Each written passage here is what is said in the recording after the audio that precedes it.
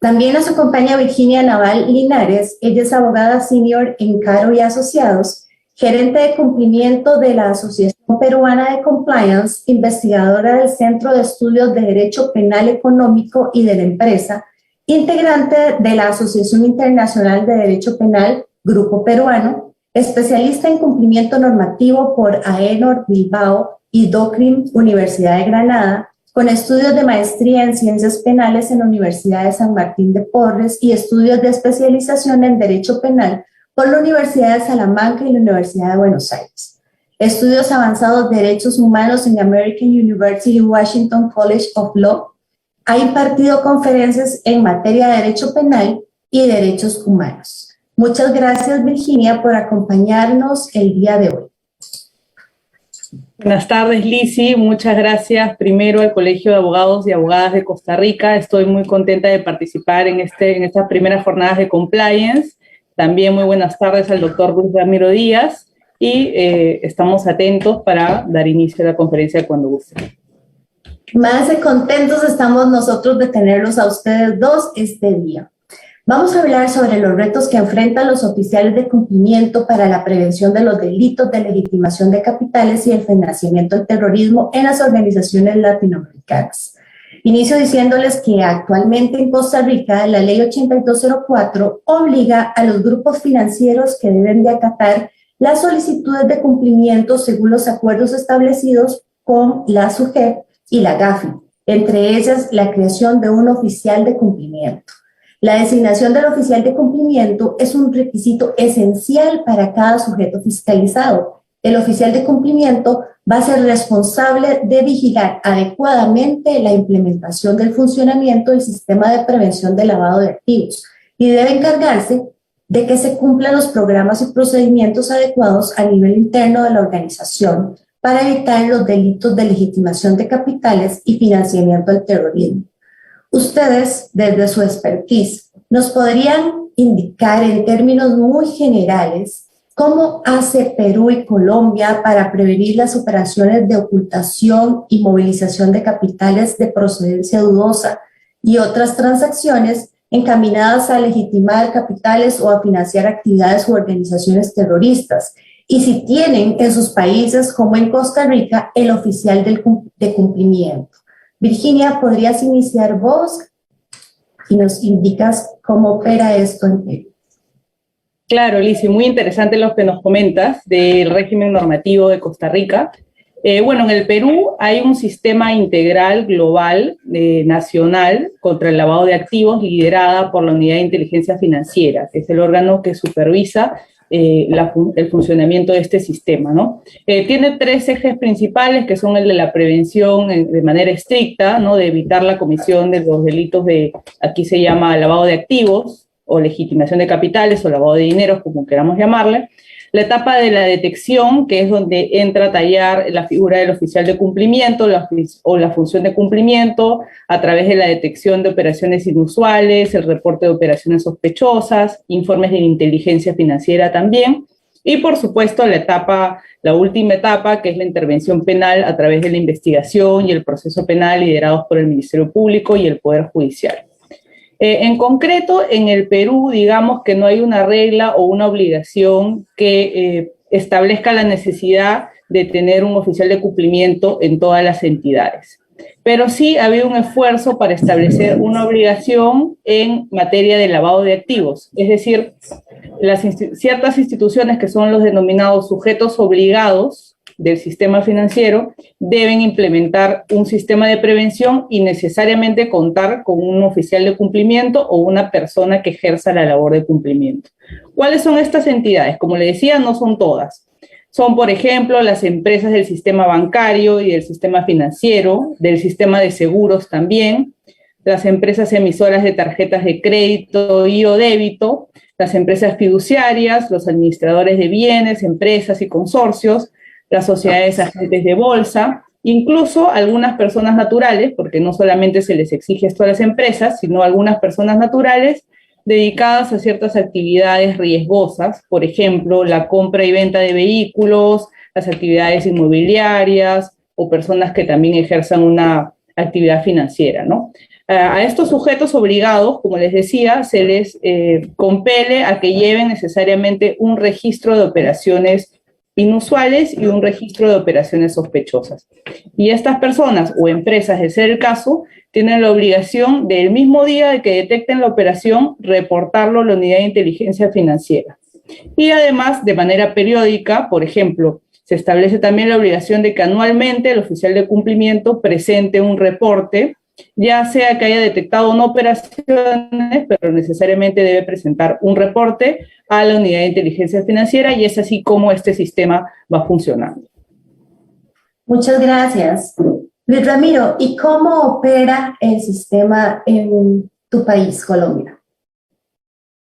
Bueno, Lizzy, Colombia, digamos que hemos sido, seguramente porque en el pasado, como todos conocen, fuimos fuertemente afectados inicialmente en los años 80 por el narcotráfico y todo este tipo de organizaciones de crimen organizado. Hemos establecido, yo creo que producto de toda esta realidad que vivimos en nuestro país, un complejo y un amplio número de normas que regulan hoy por hoy a casi todos los sectores de la economía de nuestro país. Obviamente, la regulación, y ya frente a lo que en Colombia está operando como tal, está casi que clasificada por superintendencias. Nosotros en Colombia tenemos Superintendencia Financiera de Colombia, que se encarga de vigilar a todo el sector financiero, llámese bancos, aseguradoras, fiduciarias, casas de cambio, todo lo que corresponde al sector financiero. Tenemos una gran superintendencia, que es la Superintendencia de Sociedades, donde están básicamente los sujetos no financieros, digámoslo así, los sujetos obligados no financieros, que acá denominamos sector real,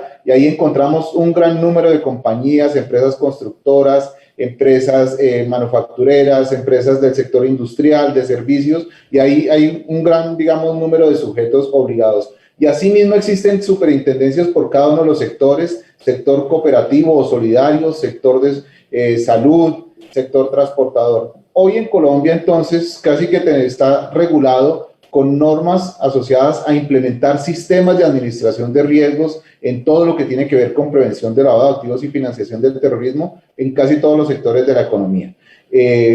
Hasta, por citar un ejemplo de pronto que puede ser referente, un hospital o una entidad del sector de salud en Colombia debe contar con un sistema de prevención de lavado de activos y financiación del terrorismo. Es decir, no existe solo la situación de que debe ser operado únicamente por el sector financiero, sino realmente por un amplio sector que pues, está regulado, como mencioné, por diferentes superintendencias. En ese orden de ideas, yo diría que todo el enfoque de regulación que tenemos, primero tiene un enfoque basado en riesgos, porque es uno de los elementos fundamentales sobre los cuales se sustenta la regulación actual en Colombia, en cada uno de estos sectores. Obviamente en algunos uno con mayor o menor medida en este sentido, pero todo está orientado justamente a servir de prevención y de detección y de reporte, en este caso a la unidad de inteligencia financiera, de lo que se denominan las operaciones sospechosas, tal y como mencionó Virginia, como opera en Perú. Y es como la lógica que tiene nuestro país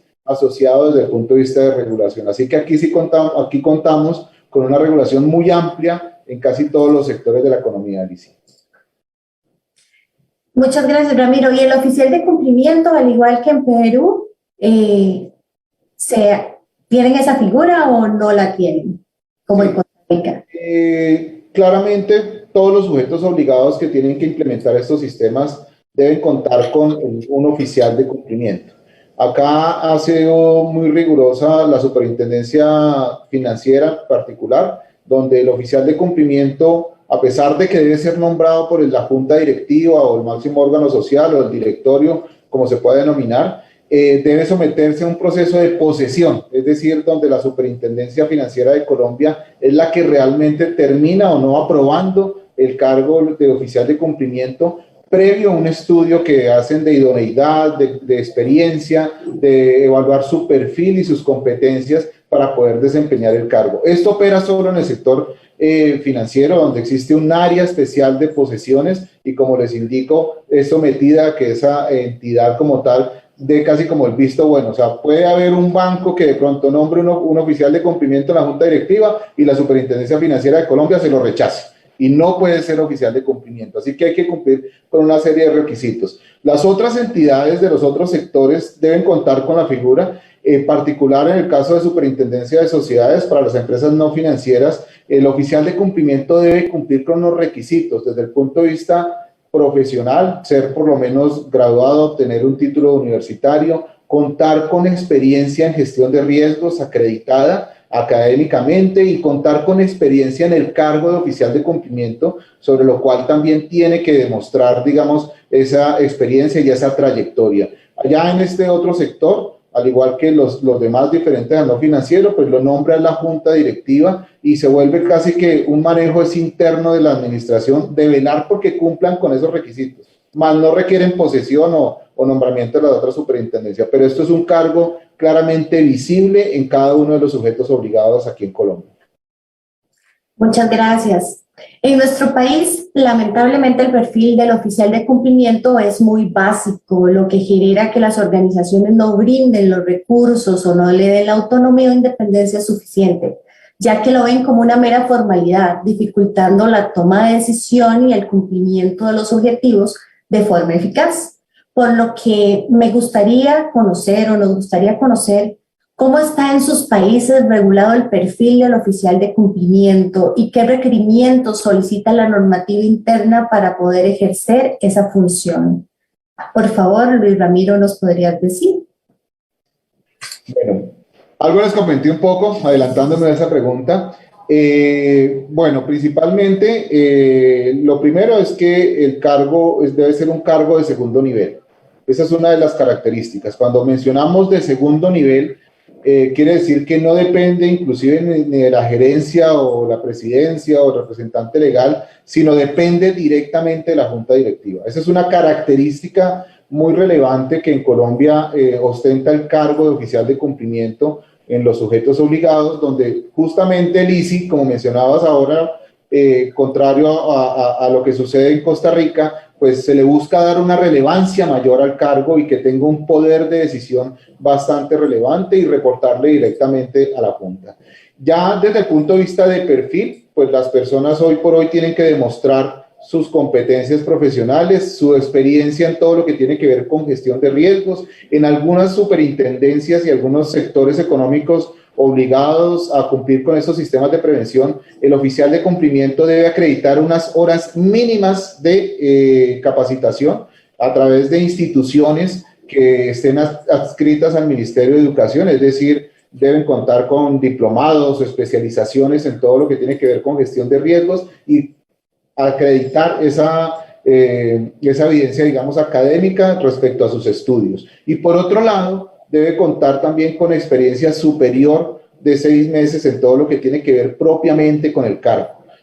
Tuvimos una transición hace muchos años y seguramente yo la he visualizado en otros países donde el oficial de cumplimiento simplemente para cumplir con un tema normativo resultaba nombrando un analista o un auxiliar o de pronto algún coordinador de algún área donde inclusive le sumaban eran unas funciones más porque desarrollaban otras tantas de las que comúnmente desarrolla. Esta figura también, hablando desde el perfil, las normas en Colombia han venido modificándola, buscando que el oficial tenga una completa independencia. Es decir, de hecho hay un tema definido de conflictos de intereses donde el oficial de cumplimiento no puede pertenecer ni a órganos de control, llámese departamentos de auditoría o ser el revisor fiscal, ni pertenecer a órganos de administración o de gestión dentro de la compañía que lideren procesos que representen como tal a las empresas. Es decir, hay un ordenamiento en ese sentido buscando desde el punto de vista de perfil que tenga una absoluta independencia en lo que son sus labores y al máximo reducir los posibles conflictos de intereses. Veo que en Colombia realmente hay mucha normativa y es muy vasto lo que determina todos los requerimientos que tiene el oficial de cumplimiento y no solo eso, sino también que es un puesto de extremada importancia y las empresas tienen que darle esa importancia. ¿En Perú es igual que en Costa Rica o tienen la misma experiencia que tiene Colombia? Gracias, Lizzy. Bueno, en Perú, digamos que la legislación está acotada a la materia de prevención del lavado de activos, ¿no? En otras materias sí hay muchos esfuerzos, sobre todo de la Secretaría de Integridad, que está adscrita a la presidencia del Consejo de Ministros, de promover mucho los estándares ISO, ¿no? Ahora el reciente estándar actualizado del ISO 37301, pero como sabemos, al fin y al cabo son normas de soft law que no me generan una obligación para las empresas. Pero sí en materia de lavado de activos, por ejemplo, que la principal norma es la ley que crea la Unidad de Inteligencia Financiera. Y en esa norma se establece cuál es el estándar del perfil del oficial de cumplimiento. Primero, que debe ser necesariamente designado por el directorio y el gerente general, ¿no? Necesariamente tiene que pasar por una decisión del órgano de gobierno.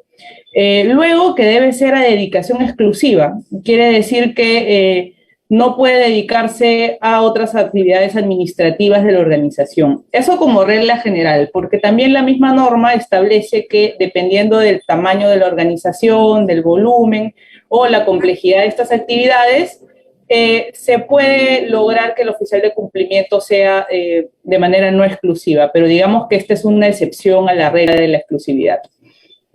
Luego hay una zona gris con respecto al tema de la subordinación, porque si bien lo puede elegir el gerente general y el directorio, y si bien también se establece un canal de comunicación, la necesidad de un canal de comunicación directo entre el oficial de cumplimiento y el directorio, hay un vacío legal, digamos, respecto a si debe depender o no del gerente general. Entonces ahí se puede generar una problemática porque en la práctica puede ser que el oficial de cumplimiento esté subordinado al gerente general y comiencen pues a configurarse algunas irregularidades o algunas debilidades del sistema de prevención del lavado de activos, ¿no? Luego también se establece la periodicidad, que no nos establece las normas ISO, porque nos hablan de que debe ser de manera periódica, la supervisión, los informes, pero nuestra ley que crea la Unidad de Inteligencia Financiera establece la necesidad de que semestralmente se presente al directorio un informe y además que se presente de manera anual un informe del oficial de cumplimiento a la Unidad de Inteligencia Financiera. Eso en cuanto a los aspectos, digamos, positivos. Hay una clave negativa en esta norma que se refiere a quienes no pueden ser oficiales de cumplimiento, ¿no? Y me establece como, esto sí es obligatorio, que no puede ser el auditor interno del sujeto obligado, porque definitivamente habría ahí un conflicto de interés, ¿no? O de alguna manera un vicio en la objetividad del oficial de cumplimiento, ¿no? El que investigó o el que hizo una auditoría a los procedimientos de la empresa no puede ser el mismo que al final va a sancionar o va a imponer alguna medida contra ciertas irregularidades, ¿no? Tampoco las personas declaradas en quiebra, las personas que han cometido delitos dolosos, pero se exige necesariamente una sentencia firme, ¿no? Luego, en el 2018 entró en vigencia la ley 30.424, que es la ley que regula la responsabilidad administrativa de las personas jurídicas, donde se recoge de alguna manera estos mismos requisitos, ¿no? Pero de una manera todavía más amplia, más global, que esperemos que con el paso del tiempo se pueda regular de una manera más específica para que exista un estándar más determinante para las organizaciones, ¿no?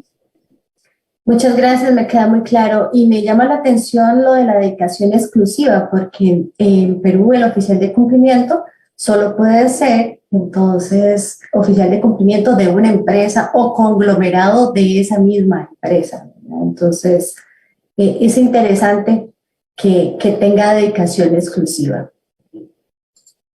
En relación con los avances tecnológicos que traen una nueva delincuencia decidida a usar tecnología inescrupulosamente, como lo veíamos ahora en la charla que nos dio Michael Hidalgo, CTO de Snap Compliance, donde nos habló de ciberdelincuentes, ciberdelitos, ciberseguridad. ¿Ustedes me podrían decir si cuentan los oficiales de cumplimiento en sus países con los recursos necesarios para abordar estos nuevos riesgos de ciberseguridad? Ramiro, ¿nos podrías decir? Bueno, digamos que en ese mundo normativo que tenemos acá tan amplio en Colombia, efectivamente algunas de las superintendencias, yo diría que la más madura por tradición en todos estos sistemas de prevención, es la Superintendencia Financiera de Colombia. sí tiene regulado todo lo que tiene que ver con justamente lo que está asociado también a seguridad de la información, al cumplimiento de estándares en todo lo que tiene que ver con este tema de prevención de fraudes y de delitos en particular, porque es de las industrias un poco más fuertemente afectadas, por lo menos en nuestro país, en esa clase de delitos. No obstante, existen regulaciones de parte de particular de la Superintendencia de Sociedades, donde se hace mención justamente a algunos estándares o unos controles mínimos a través de algunas normas que están orientadas a que las organizaciones como tal se amparen, por ejemplo, en lo que son referentes normativos como la ISO 27001, donde pues más allá del cumplimiento de tener que la obligación de implementar completamente esta ISO, sí que se atiendan unas medidas de control mínimas en todo lo que tiene que ver con seguridad interna para orientar a la prevención de fraudes. ¿Existe regulación? No obstante, se vuelve también un tema muy de cada entidad, dependiendo de su mismo entorno, dependiendo de su mismo contexto de riesgos, adoptar las medidas que corresponden en ese sentido. Muchas gracias. Y Virginia, ¿en Perú cómo opera? Bueno, en el Perú sí existen recursos necesarios o sí se está dotando de recursos necesarios básicamente o principalmente en el sector bancario y financiero, ¿no? Los oficiales de cumplimiento en este sector principalmente cuentan con los recursos tecnológicos y también con políticas de seguridad. No obstante ello, aún es un reto constante mejorar la implementación de un plan de respuesta inmediato o un plan de continuidad ante incidentes contra el lavado de activos, ante probables acciones de blanqueo, y además también mejorar un adecuado sistema de clasificación de información. ¿Esto qué quiere decir? Que las entidades bancarias y financieras sí cuentan con las políticas de seguridad, con las políticas de protección de la información, pero sí hay ciertas debilidades en cómo clasificas la información y cómo das un plan de respuesta ante probables acciones de lavado de activos, ¿no? Y cuando digo plan de respuesta no me refiero necesariamente a investigar de manera inmediata lo ocurrido, sino a cómo extrapolar esto y fortalecer el sistema y evitar que estas acciones vuelvan a ocurrir. Recientemente, precisamente en el año 2021, hace pocos meses, la Superintendencia de Banca y Seguros aprobó un reglamento para la gestión de seguridad de la información y de la ciberseguridad. Este es un gran avance porque no lo habíamos visto en los últimos tiempos y que crea obligaciones específicas y además vincula a todas las empresas que tengan una participación o una presencia en el ciberespacio. Entonces hay todo un nuevo estándar que recientemente se está aplicando en el Perú y que veamos que puedan haber muchos progresos en la materia, ¿no? Excelente, muchísimas gracias. Estoy viendo en este momento el chat de tanto de Facebook como de YouTube y tienen unas preguntas para ustedes. La pregunta primera: ¿consideran ustedes que el sistema de prevención de legitimación de capitales y financiamiento del terrorismo debe ser un asunto de política pública de todos y cada uno de los países de Latinoamérica, sin excepción, para la lucha contra la corrupción, o no es necesario? Ramiro, ¿qué opinas? No, es completamente necesario. Es claro que todo lo que tiene que ver con justamente los flujos financieros ilícitos traspasan fronteras. Y aquí hablamos ya propiamente de delitos que no corresponden única y exclusivamente a un país en particular, sino que efectivamente son transnacionales. El crimen organizado y todas estas estructuras que están lavando dinero con estos flujos financieros ilícitos realmente se valen de diferentes medios comerciales, diferentes mecanismos de operación, de servicio, donde si no se encuentran articulados, por ejemplo, las mismas unidades de inteligencia financiera que operan a través de Egmont, donde comparten información, donde se puede de alguna forma colaborar entre un país y otro, pues no serían un elemento relevante en la lucha contra esto. Esto atiende y casi que la respuesta estará orientada a que más que una política es obviamente la colaboración que existan entre los diferentes países y al interior de los países en cada una de las entidades regulatorias o las personas, entidades que están involucradas en esta lucha, bien sea Fiscalía, Policía, las mismas UIF con las entidades de control y los mismos sujetos obligados. Realmente esta lucha contra todo lo que es el flagelo de lavado de activos, financiación del terrorismo y financiación de proliferación de armas de destrucción masiva, es una lucha que nos atiende a todos y debe estar articulada más allá de una política general. Muchas gracias. Virginia, ¿y tú consideras que el sistema de prevención de legitimación de capitales y financiamiento del terrorismo debe ser una política pública de todos, de cada uno de los países latinoamericanos, o no es necesario para la lucha contra la corrupción? Sí, definitivamente. Justo mientras nos comentaba esto el profesor Luis Ramiro, recordaba que la intención de los estados de proteger y de prevenir este tipo de delitos de lavado de activos muchas veces provienen de otros tipos de delitos, como los denominados delitos fuentes, ¿no? Hubo muchos esfuerzos para prevenir o para suscribir y ratificar tratados en materia de tráfico ilícito de estupefacientes, de drogas, de minería, los delitos relacionados con la minería ilegal, y todo esto parte de una intención de los estados. También recuerdo, por ejemplo, que la OCDE estableció como requisito para que los estados formen parte de esta institución que tuvieran normativa específica relacionada a establecer la responsabilidad penal de las personas jurídicas. Y es por eso que en el Perú recientemente se ha aprobado una ley que, aunque se denomina responsabilidad administrativa de las personas jurídicas, sí reconoce una suerte de responsabilidad penal. Entonces, los estados definitivamente a través de la cooperación internacional debe contribuir a este flagelo, precisamente porque están involucrados no solamente el delito de lavado de activos de manera aislada, sino que arrastra otros delitos como el tráfico ilícito de drogas, la minería ilegal, la propia corrupción transnacional también. Entonces, definitivamente es un esfuerzo de todos los estados que debe actuar de manera conjunta, ¿no? Muchísimas gracias, sí, así debe ser. Somos muchos países, muchas realidades muy diferentes, pero tenemos que luchar unidos contra la corrupción.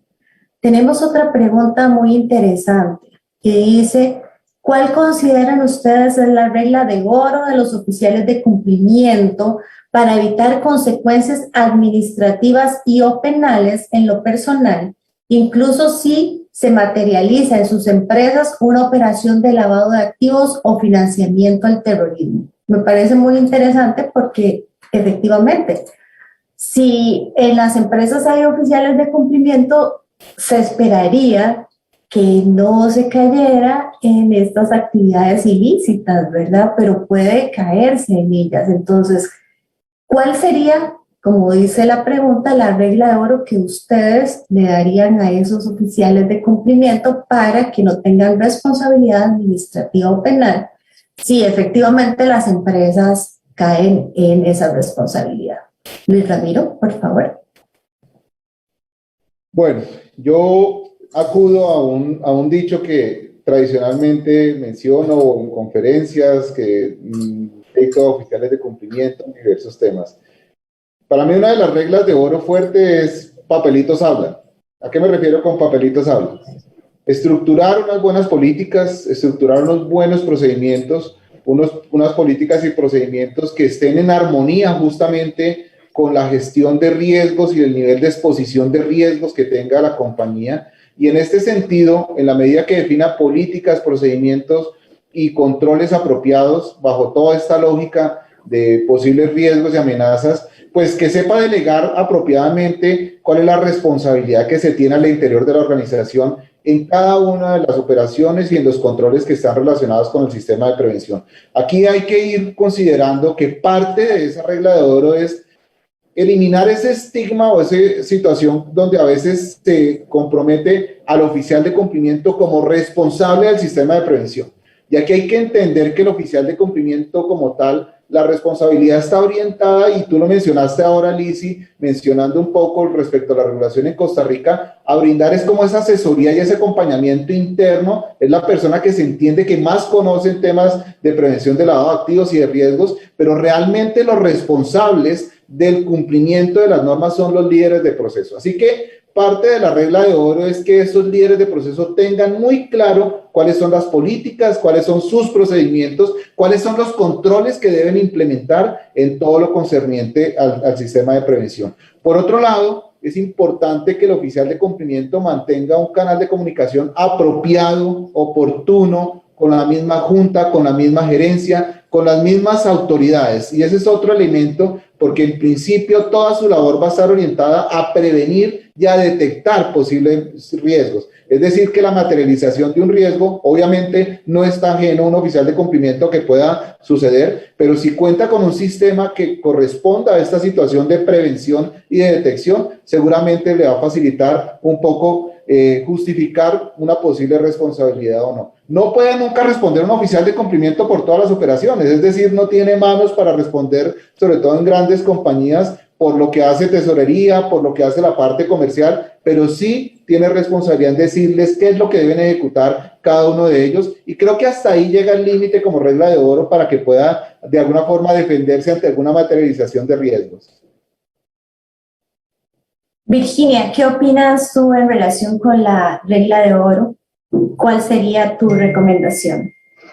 Bueno, muy interesante la pregunta porque pretende que haya algo determinante o la clave para que no se cometan delitos de lavado de activos y en realidad, como lo comentaba el profesor Ramiro, es muy difícil eso, ¿no?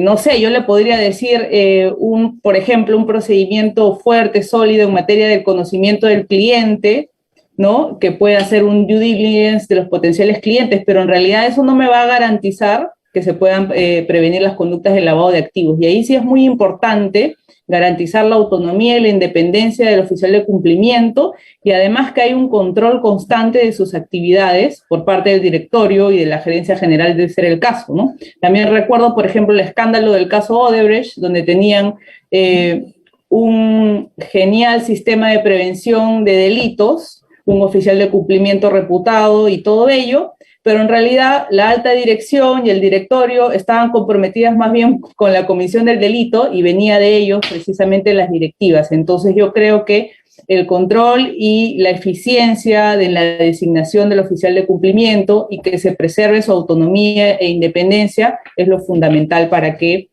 no se garantice, pero sí que se tienda a la efectividad de un sistema de prevención antilavado de activos, ¿no?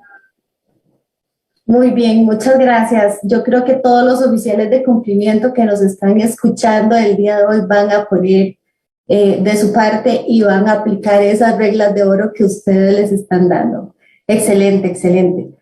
No veo más preguntas del público. Para ir concluyendo, desde su expertise en el área, ¿nos podrían brindar 5 recomendaciones esenciales para ejercer en forma eficaz la función de cumplimiento a lo interno de la organización? Virginia, ¿nos podrías decir esas 5 recomendaciones? Sí, claro, a ver, algunas ideas de recomendaciones que yo les podría dar es, primero, fortalecer la cultura de cumplimiento. Y al respecto, se podrían implementar también o adecuar los sistemas al reciente estándar ISO 37301, que provee y que promueve efectivamente el concepto de cultura de cumplimiento y el compromiso tanto de la alta dirección como el órgano de gobierno, en este caso el directorio, ¿no? Luego, la capacitación y toma de conciencia relativa a las nuevas formas de criminalidad, a los delitos cibernéticos, a la ciberseguridad, sobre todo ante la reciente transformación digital proveniente de la pandemia del COVID-19, que ha generado grandes cambios organizacionales y efectivamente que las tecnologías se vengan usando con una periodicidad distinta a la anterior. Ante ello también revisar constantemente la matriz de riesgos para incorporar los nuevos riesgos provenientes de lo que los comentaba. También los que les decía, un seguimiento de las acciones regulares del oficial de cumplimiento. Por ejemplo, en mi país, en el Perú, la mayor cantidad de sanciones a los oficiales de cumplimiento y a las entidades es por no presentar un informe anual, el informe anual del oficial de cumplimiento. En realidad, esto es una actividad muy sencilla, muy automática, pero que en la práctica no se cumple. Entonces, no se trata de imponer sanciones, sino de hacer un seguimiento a estas acciones del oficial de cumplimiento. Y otro tema muy importante también, no necesariamente en los grandes bancos o entidades financieras, sino en otras empresas más pequeñas quizás, es dotar de recursos tecnológicos a través del incremento presupuestario de estas empresas para que puedan cumplir con tales fines, ¿no?